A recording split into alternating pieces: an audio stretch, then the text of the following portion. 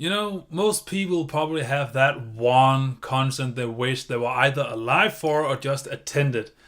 And to me, it's gotta be the Live Aid concert because holy fucking shit.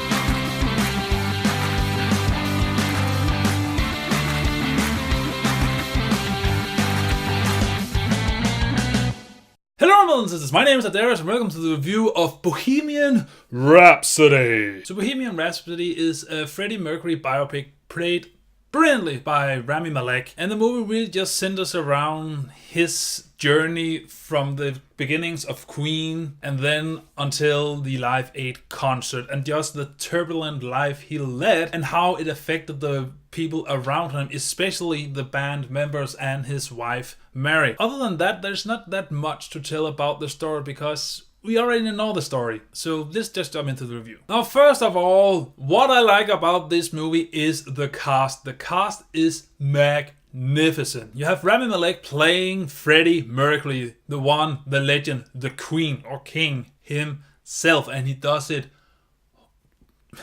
pretty convincing, I must say. Then I have Lucy Boynton, who plays Mary Austin, Freddie Mercury's wife, who also does a pretty awesome job. We have Gwilym Lee, who plays the guitarist Brian May, the one, the only curly hair badass motherfucker. You have Ben Hardy, who plays the wonderful Roger Taylor, the drummer and high-pitched singer. And then you have Joseph Mazzello, who plays John Deacon, the bassist of Queen. So that is a pretty big lineup, and this is an amazing cast. I know they're not the biggest name in Hollywood right now, but what they deliver is pretty good. Pretty good, yeah. So let's just jump into what we want to know. Is the acting great? And yes, it is. It is the most genuine portrayal of famous figures I have seen in a long time. And I think the reason why is they wanted to depict the persons behind these personas that we as a fans and audience of Queens love and know. And that makes the band members themselves pretty relatable, and we understand the struggle and we understand the passion of creating different music, because what Queen wants is not to create the same music. When they had to make the second or third album, they didn't want to just copy paste what's on the first album. They didn't want a Queen sound. They wanted to express themselves through different genres. They want to appeal to the person behind, all the way back at the audience on the stadiums or wherever they played. They want to affect that person, to speak to that person. That is what Queens want. That is what drives their music passion. And I just loved every bit of it. Whenever I saw them create music, it was a powerful experience. And the great acting isn't contained to our main cast. Everyone throughout this movie does bring their A game. And of course they kind of had to, because Queen, and especially Mercury, is, you know, pretty legendary, so you need to do them justice. And I actually think they managed to pull that off. The other thing that everyone wants to know, how is the music? What do you think? It's Queen. I mean, if you're able to sit still and not smile while watching them perform these music numbers, then who are you? Are you an alien? It is, of course, brilliant, and I like the fact that they used Rami Malek's own voice, Freddie Mercury's, and then I can't remember his name, but I'm pretty sure that is an impersonator of Freddie Mercury they used to get this unique sound. It still sounds like Freddie Mercury, but when he's not on stage, but when they are practicing and creating songs, they use this distinct voice that makes it sound genuine and real, and it just gives a realism to this depiction, and I like that. The story in itself is also really great, because it just focuses a lot on the creation and then the journey of the Queen band and how they affect them in the group dynamic, but also how it affects their loved ones. And when I say their loved ones, I mean Freddie Mercury's loved ones, because this is a biopic of him. And I know this was meant to be a biopic of Freddie Mercury from the start, and you can't really do a biopic about Queen without also doing a biopic about Freddie Mercury. but I just wish they focused more on the Queen aspect. But I will get to that when I get to the cons. But just the fact that they managed to cover 15 years of Queen without losing the audience and jumping too quickly or too sporadically throughout time is actually pretty impressive. And just the way these characters' journeys is depicted is just enjoyable, and you really emphasize with these people. And sometimes even throughout the movie I kind of choked up. I mean, getting that lump in your throat and just getting those hazy eyes. Yeah, there are some heavy stuff in here, and it really hits you. It hits you hard, especially the last number they perform. That context, it kind of hits you. And also the cinematography is brilliant. Just the way they shoot and show these concerts is amazing, because you kind of feel like you are on stage with them. You are in the studio practicing or coming up with songs with them. You are on the road with them, and you are in the extremely uncomfortable moments with them. And just the attention to detail is magnificent. I mean, at some points you actually think that they just took a time machine, went back to the event, and then just filmed this movie scene at the event, and then took a time machine back again.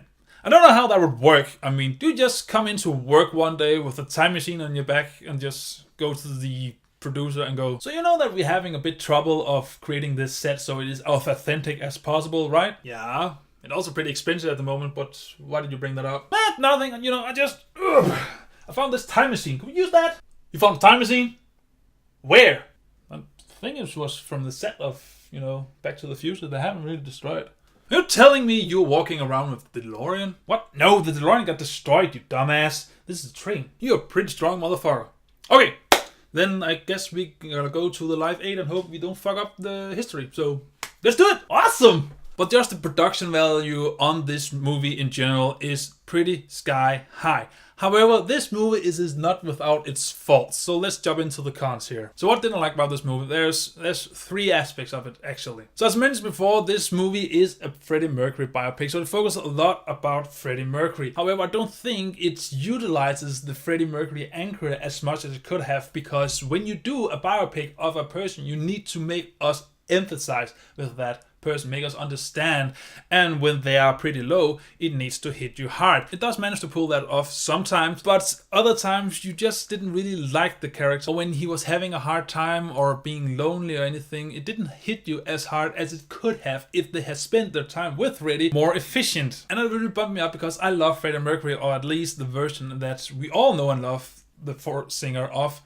Queen. Even though I got to know more about him as a person, for some reason there was just something off, and I have an idea why, and I'm pretty sure that everyone else who has followed this movie's production also knows why. Bryan Singer was directing this movie, but then there was a feud between him and Rami Malek, and then Bryan Singer couldn't deal with Rami anymore, so he just walked off set. So then Dexter Fletcher had to come on board and finish this movie. And you kind of feel it at sometimes, because it does feel like two different movies put together, and it feels disjointed at some points. Especially the pacing does suffer from time to time. And I know that it needs to depict the highs and lows of Freddie Mercury's life, but I don't think that it was depicted to its full potential. And when you're basing your whole movie on biopicking one band member of this extremely well-known band, then you need to make sure that you do it right. But they kind of didn't. But for the most part, they do. But there's still some bumps in the road there. Which gets me to the second point, with this, the pacing, because again, this feels like there is a second movie hidden in this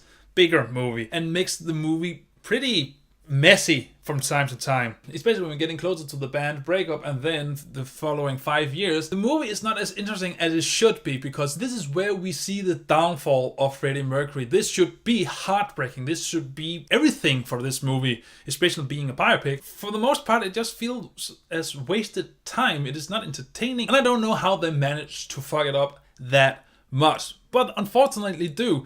I wanted my heart broken when I saw Freddie at that level in his life, but unfortunately I didn't. The only time I actually felt kind of heartbroken at that period was when he got his act straight and had to be confronted by Mary. That's pretty much it. Other than that, then no, and that's kind of sad. And then there is the third point of this that I didn't really like, and that is the music creation in this movie. I loved the music creation in this movie. I loved the band dynamics, but it focused too much on Freddy's part. It didn't focus enough on the band and the music creation. The music creation was what drive the band forward. There's extreme nice dynamic in the start of the movie. It might be to show that they grow more and more apart, but still, you just kind of feel like the band gets put to the side to focus a lot of attention on Mercury, which it results in that you kind of don't really recognize or understand the band members at the end of the movie. That being said, they do manage to throw in a scene or two that makes you reconnect with these band members, but still I wanted to focus more on the band and Freddy's relationship to the band than just his personal journey. Again, this is not really a fault of the movie, but what I will say is that the movie shines the most when the band are creating songs and being a band together and fighting amongst each other, because as they clearly state, these four people do not belong together except for their love for creating music. And it's when these different minds come together and challenges each other is when we get these incredible amazing songs. So the fact that they dialed down on the most amazing and thrilling part of this movie to show a lot more on Freddy is a bummer. It doesn't make the movie any worse. Don't get me wrong, I know this is a Freddie Mercury biopic, but think of it this way. I know you can have a movie biopic of Queen without focusing a lot on Freddie Mercury. However, you can do a biopic on Freddie Mercury without focusing a lot on Queen and his dynamic with the band. So all in all, this is a movie that shouldn't work considering the production hell it has went through. And yet, it still does. It does work. And I don't know why. It could be the incredible acting. It could be the relationship between these characters. It could be the amazing music. It could be that you are along for the journey for these people. Or it could be that in the end, it is Queen and you love Queen. I don't know. It might be anything in between. It might be something different. But what I will say though, that they didn't only manage to do justice to the Live Aid concert, but actually do something more with it. I felt personally that I was there in the audience witnessing this concert for the first time, this performance for the first time. And just the build-up was magnificent. I would have wished there was more build-up to this event, because the movie starts out with we are getting ready for the Live Aid event, and then it just jumps back to the beginning of Queen, and then it doesn't touch upon the Live Aid until they perform it at the end of the movie. More build-up would have been nice. However, there are some of the songs that performed that have a heavier impact, since you know the context between the lyrics and now Freddie Mercury's situation. Just the scene where he tells the band it, holy shit, that hits me the hardest. And I thought when he came out and told his wife Mary that he was in fact gay was a tough one, but Jesus, it almost made me tear up. Damn, that was rough. But anyway, Bohemian Rhapsody, a movie that shouldn't work and yet again does. And it might seem that I don't enjoy the movie as much as I could, which is kind of true. However, I will say that Bohemian Rhapsody, it is worth watching and worth buying on Blu-ray. Yes, I'm gonna buy this movie on Blu-ray, and you need to see this in cinema. You need to see it in a cinema with great sound, because when they do play the songs, holy shit, just the first time they did We Will Rock You. Anyway, Bohemian Rhapsody, have you seen it? What did you think about it? And what is your favorite biopic of all time? I don't really know what mine is, but I need to think about that. But anyway, whatever you think, confirm your thoughts. And as always, until I see you in the next video, remember to stay awesome. Bye! We will rock you.